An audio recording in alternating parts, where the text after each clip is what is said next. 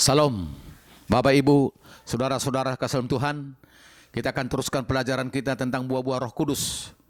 Kemarin kita sudah masuk buah-buah Roh Kudus yang keempat, yaitu kesabaran. Sekarang kita masuk buah-buah Roh Kudus yang kelima, yaitu kemurahan. Saya akan bacakan firman Tuhan, Matius pasal 5, ayat 7. Berbahagialah orang yang murah hatinya, karena mereka akan beroleh kemurahan. Murah hati ini, saudaraku, adalah orang yang paling berbahagia.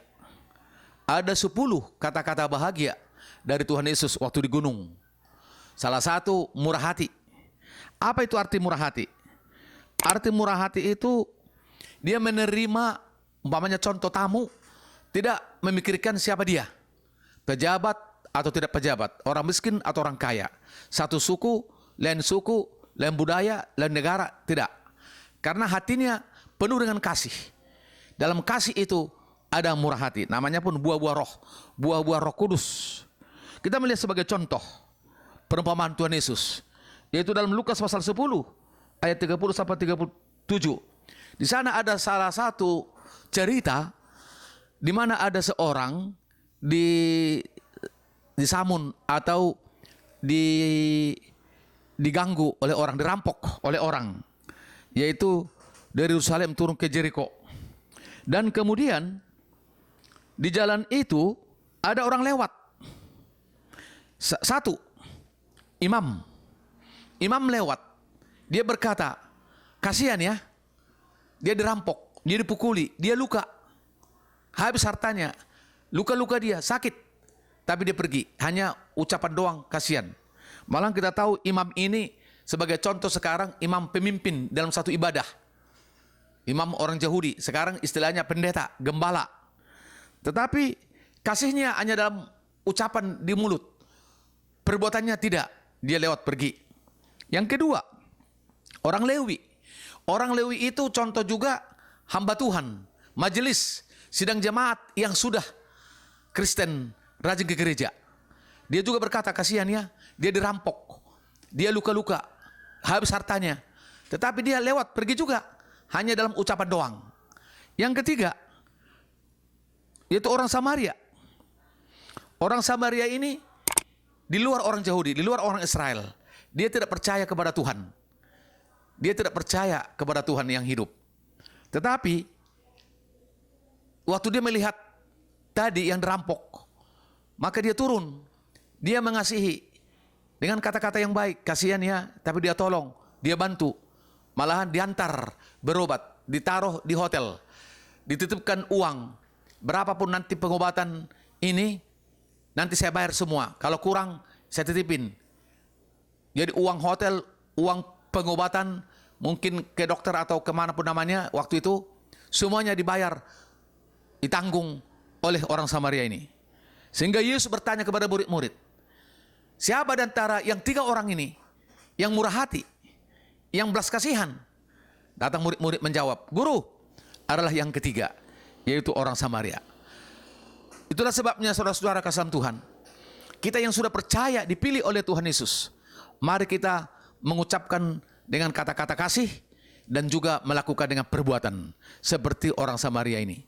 Jangan kita hanya diucapan doang, tapi kelakuan kita tidak benar.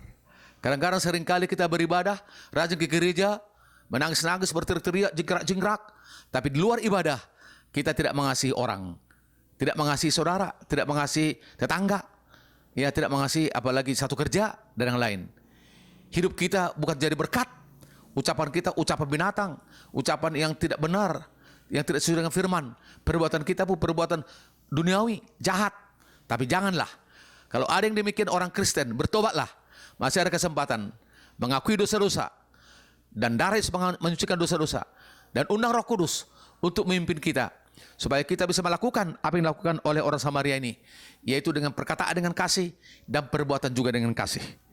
Kemudian saudara-saudaraku kasih Tuhan, ya, Tuhan Yesus juga berkata, yaitu dalam perkataannya dalam Lukas pasal 30, yaitu ayat 37, di mana Tuhan Yesus juga berkata bahwa memang murah itu harus kita laksanakan. Kenapa? Karena ada Roh Kudus untuk memimpin kita. Maaf, Lukas pasal 6 ayat 36. Hendaklah kamu murah hati, sama seperti Bapakmu adalah murah hati. Jadi kalau Tuhan perintahkan murah hati, pasti bisa. Pasti bisa.